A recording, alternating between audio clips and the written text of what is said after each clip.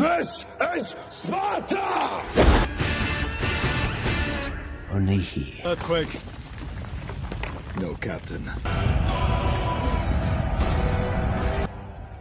This is where we fight!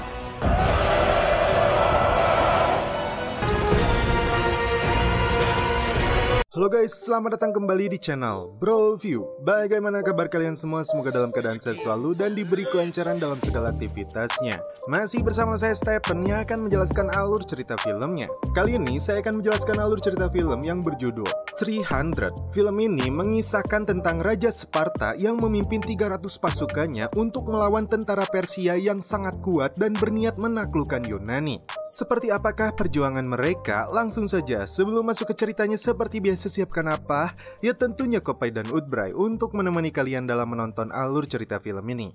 Dan sekarang kita masuk intro.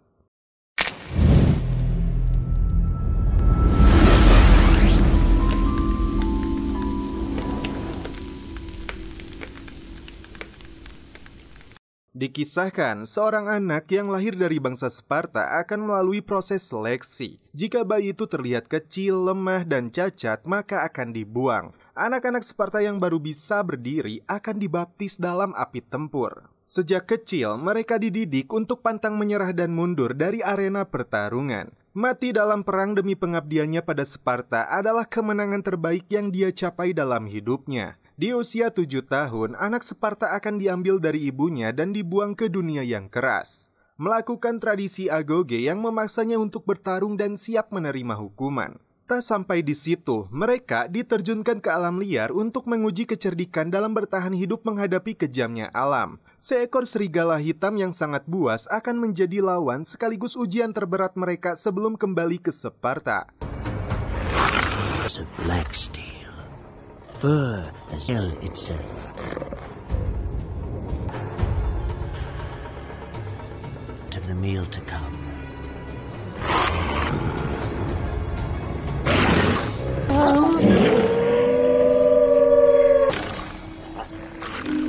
Do not fear cold air in his lungs. Steady.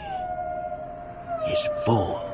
Dan itulah kisah dari seorang bocah yang akhirnya diangkat menjadi Raja Sparta. Dilios menceritakan kisah ini untuk memompa semangat prajurit Sparta. As then a beast approaches. This beast is made of army of slaves vast beyond imagining, ready to do justice. It was King Leonidas. Dan inilah sosok Leonidas, Raja Sparta. Dan istrinya adalah Ratu Gorgo. Mereka dikaruniai seorang anak laki-laki. Utusan Persia datang minta bertemu dengan Leonidas. Konsul Teron mengantar utusan itu untuk bertemu Leonidas. Utusan itu membawa pesan untuk menyita tanah dan air dari bumi Sparta, atau nyawa mereka semua akan melayang karena menentang dan tidak mau tunduk kepada Dewa Raja Xerxes. Leonidas sudah mendengar bangsa Athena menolak penjajahan bangsa Persia ini. Dan detik ini juga dia harus menentukan keputusannya, tunduk atau melawan penjajahan dari Raja Xerxes. Setelah melihat raut wajah permaisuri, inilah keputusan Leonidas. Find plenty of both down there. No man conquered kings to my city steps. Oh, I've chosen my words carefully, Persian.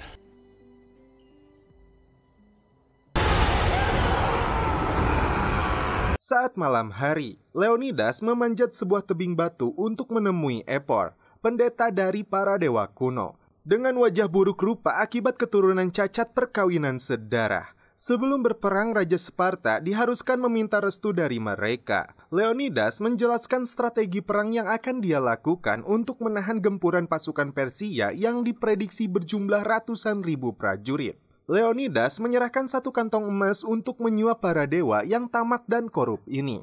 Leonidas dan pasukannya akan menahan serangan Persia di pantai utara. Mereka menolak karena Sparta tidak akan berperang di masa Karneia saat festival kuno berlangsung. Leonidas terpancing emosinya. Dia ingin mempertahankan bangsa ini dari penjajahan Persia yang akan menjadikan wanita dan anak-anak Sparta sebagai budak. Pasukan mereka akan digiring menuju celah sempit di antara pegunungan yang dijuluki Gerbang Panas. Para epor ini tidak akan mengambil keputusan sebelum mendengarkan bisikan Oracle, gadis tercantik Sparta yang tinggal bersama para dewa bejat ini. Oracle membisikkan sebuah pesan bahwa Sparta dan seluruh Yunani akan hancur. Sparta dilarang untuk berperang. Setelah Leonidas kembali pulang, terungkap kumpulan dewa picik ini disuap oleh Theron dan utusan Persia yang tidak menyukai Leonidas. Apapun keputusannya, Leonidas mendapat dukungan penuh dari permaisurinya. Dan setelah itu mereka pun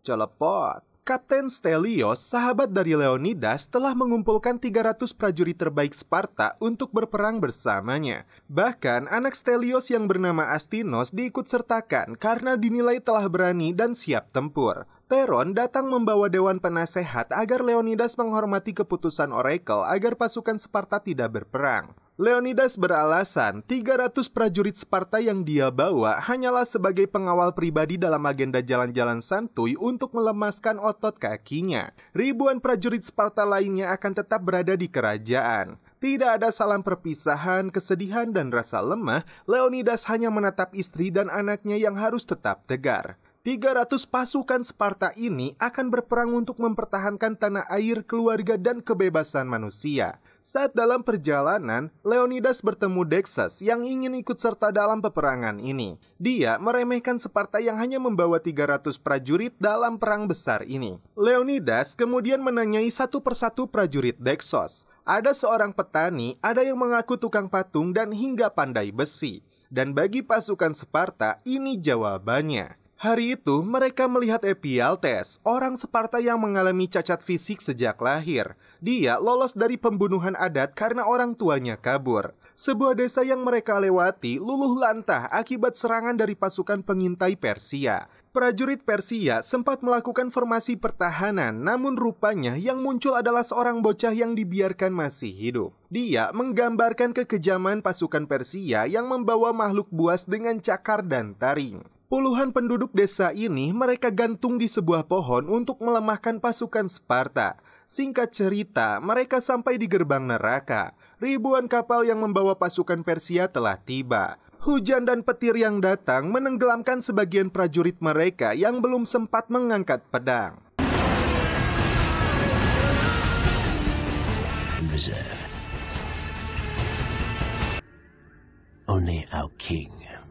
Di kerajaan, Ratu dibantu seorang konsul yang memihak kepadanya akan berusaha mengumpulkan dewan untuk mendukung Leonidas dalam perang ini, agar mereka bisa menurunkan seluruh pasukan Sparta. Dexos yang berasal dari Arkaida ciut nyalinya setelah melihat Raja Xerxes menerjunkan semua kekuatannya untuk melumat mereka. Tapi bagi Sparta, jumlah mereka tidak menjadi alasan untuk mengendorkan semangat. Justru mereka senang akhirnya menemukan lawan yang sebanding. Ketika prajurit Sparta sedang menumpuk bongkahan batu untuk menggiring pasukan Persia ke celah sempit, muncullah utusan mereka. Dia ngecapruk meminta bertemu dengan komandan Sparta, namun ucapannya terhenti saat dia melihat mayat pasukan pengintai Persia berada di antara tumpukan batu itu. Ketika utusan ini akan melesatkan cambukan, ini yang dilakukan Sparta.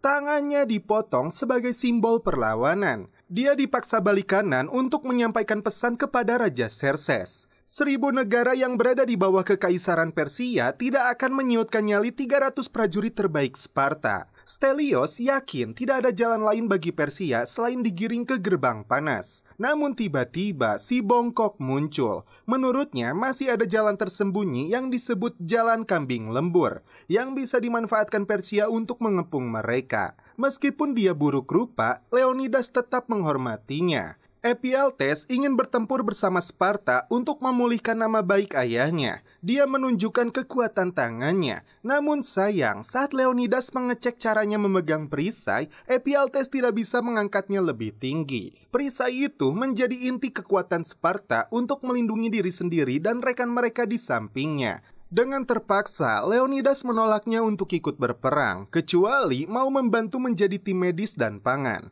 Leonidas menyuruh Stelios untuk mengirim pasukan Pocian ke Jalan Kambing itu, dan dia berharap tidak ada seorang pun yang membocorkannya pada musuh. Ribuan pasukan Persia dari batalion pertama mulai menyerang. 300 prajurit Sparta berada di celah gunung itu untuk menahan serangan dan balik menghabisi mereka.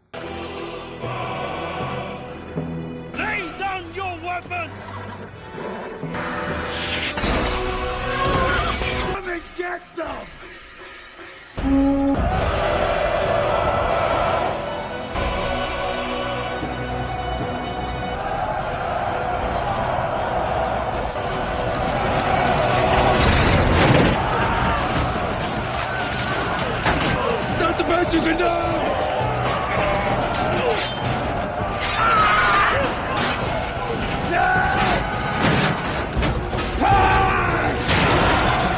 Mereka semua dilumat habis tidak tersisa hingga memilih untuk menerjunkan dirinya ke laut.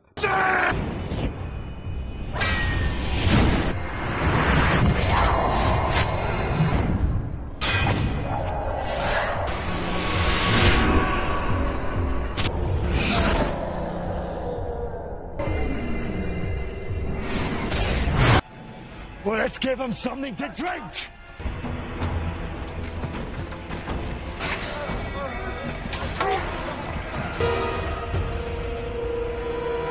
Tiba-tiba, ribuan anak panah melesat hingga menutupi sinar matahari bagaikan awan gelap.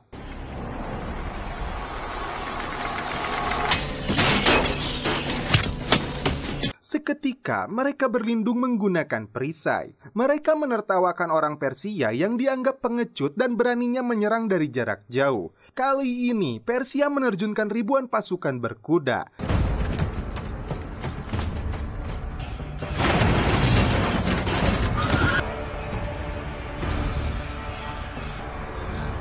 Easy, son.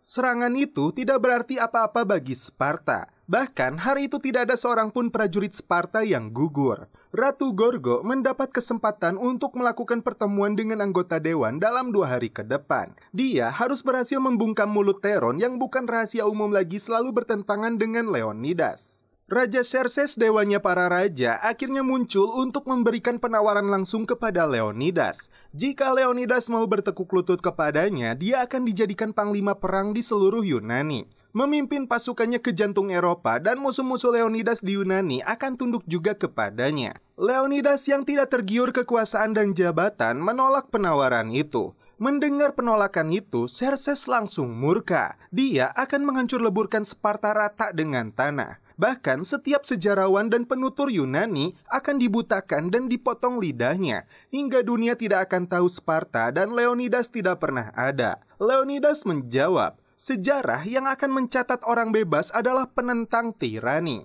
Sebelum peperangan ini berakhir, Leonidas berjanji seorang dewa raja sekalipun akan berdarah. Karena penolakan itu, Persia kembali menerjunkan pasukan elitnya yang disebut sebagai pasukan abadi. Fighting force in all of Asia.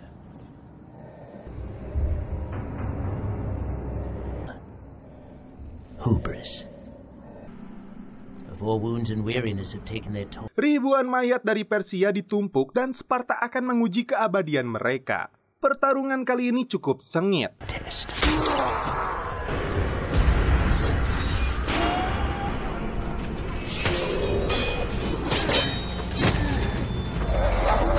Beberapa prajurit Sparta menjadi korban. Mereka bahkan melepaskan monster yang sangat kuat dan menakutkan.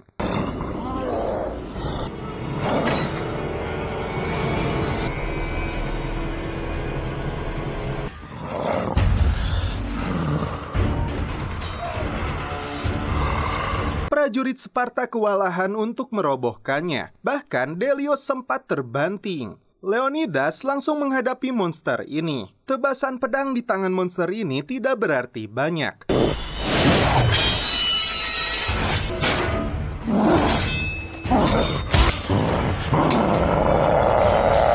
Monster itu akhirnya tumbang setelah Leonidas menusuk mata dan memenggal kepalanya. Saat itu juga, pasukan Arkadia yang dipimpin Dexos muncul untuk menyerang pasukan abadi Xerxes yang nyatanya tidak abadi. They shout and curse. They make a wondrous mess of things.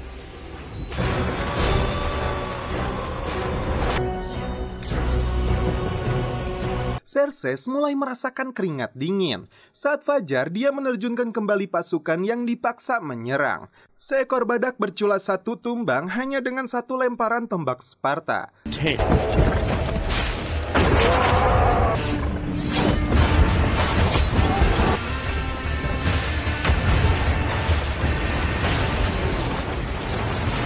Kali ini, ratusan negara lain dari penjuru Asia yang tunduk kepada Xerxes melakukan serangan magic yang tetap saja tidak berhasil menggoyahkan pertahanan Sparta.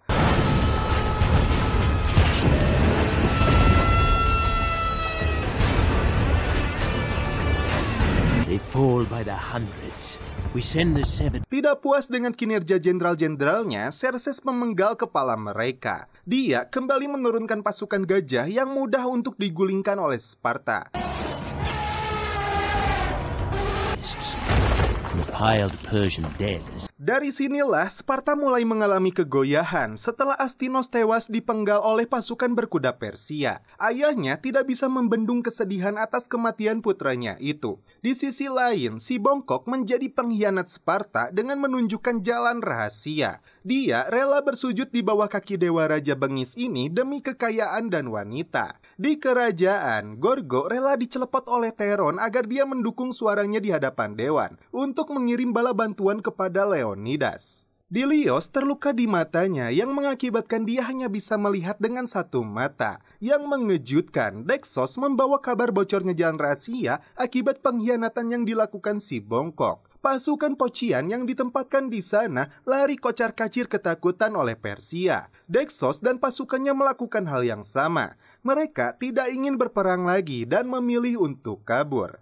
Untuk terakhir kalinya, Leonidas memompa semangat prajurit Sparta. Sejarah akan mencatat 300 pasukannya dengan gagah berani melawan 300.000 pasukan tirani. Dilios dipercaya untuk menyampaikan pesan dan cerita perjuangan mereka kepada anggota dewan dan seluruh rakyat Yunani. Kalung yang diberikan ratu dia titipkan kembali kepadanya. Di hadapan seluruh anggota dewan, ratu meyakinkan mereka pentingnya mengirim seluruh pasukan Sparta untuk melawan kekejaman Raja Xerxes. Di luar dugaan, Teron yang sudah dia suap dengan celepotnya tetap menentang ratu dan Leonidas. Dia memutarbalikkan fakta, dirinya diiming-imingi tubuh ratu yang aduhai. Gorgo yang terpancing emosinya mengambil pedang dan menusuk Teron. Saat dia ambruk, terlihat ratusan koin emas dari Persia. Dan akhirnya terungkap Teron seorang pengkhianat. Leonidas dan sisa pasukannya telah berada dalam kepungan pasukan Xerxes.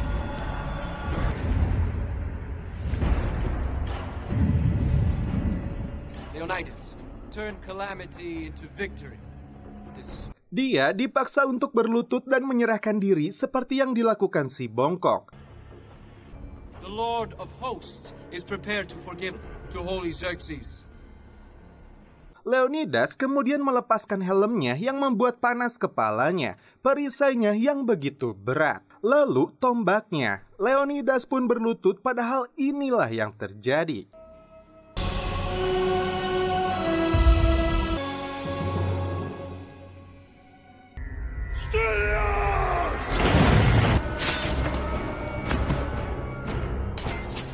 His helmet was stifling. It was heavy. It threw him off balance.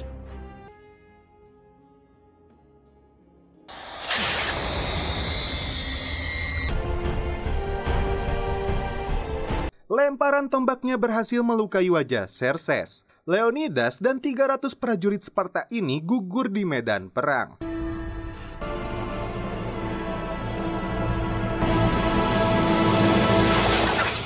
Kematian mereka tetap menjadi kemenangan bagi orang bebas yang menentang tirani. Dilios memberikan kalung itu kepada ratu yang menjadi pertanda kematian suaminya. Kalung itu disematkan di leher putra mereka. Dilios menceritakan kisah perjuangan Leonidas dan 300 pasukan terbaik Sparta di hadapan anggota dewan. Setahun berlalu, kini dia memimpin 10.000 pasukan Sparta dan 30.000 pasukan Yunani untuk menumpas bangsa penjajah. Dan setelah itu film pun berakhir.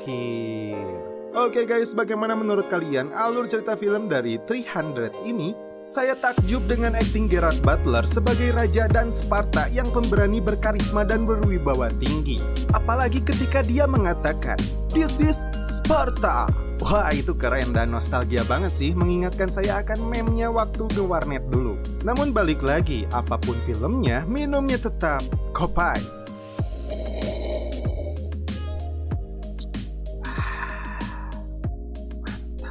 Oke guys, cukup sekian alur cerita film ini. Salam penutup seperti biasa dari kami. Mohon maaf bila ada kata-kata yang kurang berkenan di hati kalian. Mohon dimaafkan ya. Salam perfilman duniawi. Keep enjoy.